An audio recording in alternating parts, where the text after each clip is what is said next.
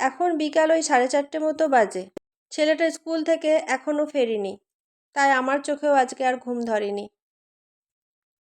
আমি সোফার কুশনের কভারগুলো কেচে দিয়েছিলাম, 2-3 দিন হয়ে গেল।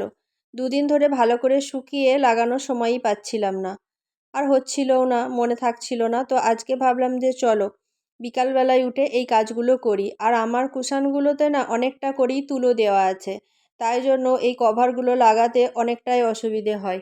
আবার আমি রোদে দিয়েছিলাম, আজকে ভালোই রোদ হয়েছে, অনেক কাচাকুচিও করেছি। আর সোফাটা একটু রোদের দিকে টেনে দিয়েছিলাম, কুশনগুলোও রোদে দিয়েছিলাম, আরও ফুলে গেছে।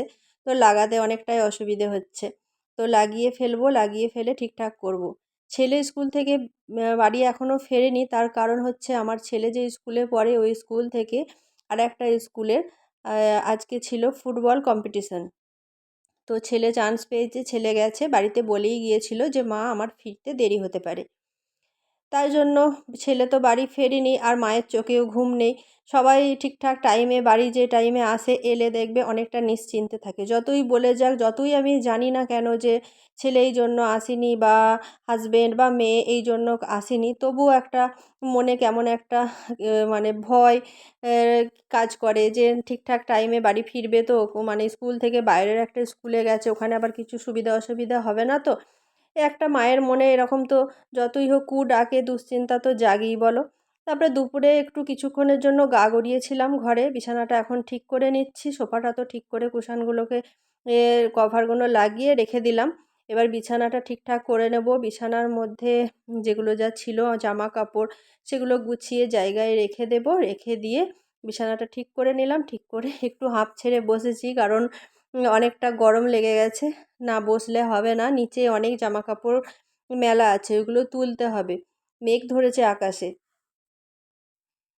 আর 2 দিন যেহেতু বৃষ্টি হয়নি, আর আমার সকালে গাছগুলোতে পানি দেওয়াও হয়নি, তাই ভাবলাম যে চলো জানালাটা খুলি, গাছগুলো একটু পানি দিয়ে দিই, তারপরে নিচেই যাব। তো হ্যালো এভরিওয়ান, আমি শালমা মল্লিক তোমাদের একটা নতুন ভিডিও বা ব্লগে স্বাগত জানাচ্ছি। আশা করি তোমরা যে যেখান থেকে আমার ভিডিও বা ব্লগগুলো দেখো, আশা করি সবাই খুব ভালো আছো, সুস্থ আছো।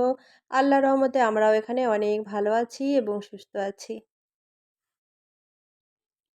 তোমরা আমাকে জানাবে যে আমার ব্লগগুলো বা ভিডিওগুলো তোমাদের কেমন লাগছে কমেন্টের মাধ্যমে। আমার ভিডিওগুলো তোমাদের যদি ভালো লেগে থাকে তাহলে লাইক শেয়ার করে দেবে। আর যারা ইউটিউব থেকে দেখছো, ইউটিউব চ্যানেলটা আমার সাবস্ক্রাইব করে দেবে। আর যারা ফেসবুক থেকে দেখছো, ফেসবুক পেজটা আমার ফলো করে দেবে অবশ্যই। আমি সিঁড়িতে অনেকগুলো স্নেক প্ল্যান্ট লাগিয়েছি।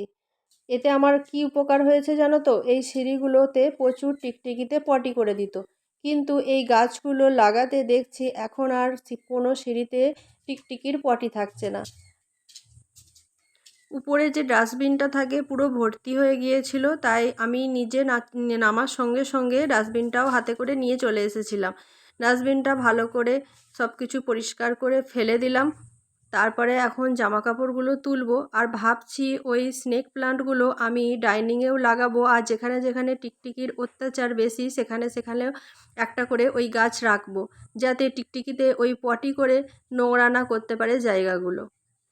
আজকে যাই হোক বৃষ্টিটা আর হয়নি, তাই জন্য সারাদিনই জামা কাপড়গুলো রোদ পেয়ে ভালোভাবে একদম পুরো শুকিয়ে গেছে।